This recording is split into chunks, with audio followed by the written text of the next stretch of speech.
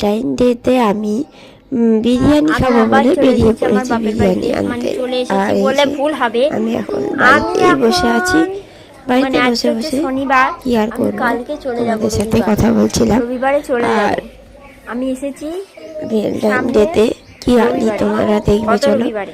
আমার গলাটা এখন একটু ভালো, তাই তোমাদের ভয়েস দিতে পারছি। আমি জানি তোমরা একটু কষ্ট করে শুনে নিও, একটু আস্তে আস্তে কথা হচ্ছে। তো চলো, ভ্যালেন্টাইন ডে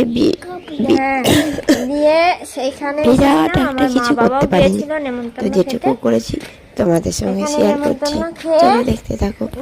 এই যে বাইরে বেরিয়ে পড়েছি বিরিয়ানি আনতে, খুব ইচ্ছে গেছে বিরিয়ানি খাবো, তো বিরিয়ানি নিয়ে চলেও এসেছি। আর এখানে দেখো বিয়ের মরশুম চলছে, সেই জন্য সমস্ত রকমের তত্ত্বসাজি এখানে রেডি হচ্ছে।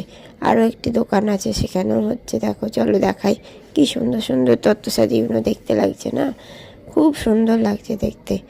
আর চলো দেখি, এইখানে এটা হচ্ছে গোলাপ বেলতলার রাস্তা। আর এই যে দেখো ফুলগুলো কি সুন্দর।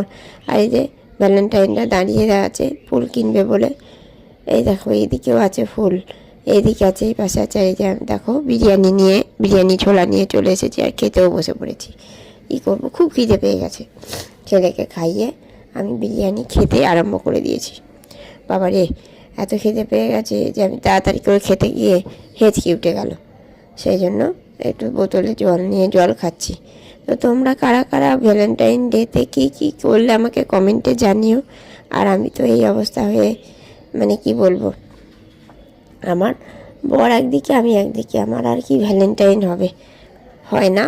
তো সেই জন্য একা একাই বিরিয়ানিটা এবছর খাচ্ছি, দেখি পরের বছর যদি খেতে পারি দোকাকে নিয়ে। আর এই যে নিয়ে এখন এখানে গান করছেন, দিদুনের সঙ্গে বসে বসে গান করছেন, বাবার হারমোনিয়ামটা দিয়ে দিয়েছে, গান করছে।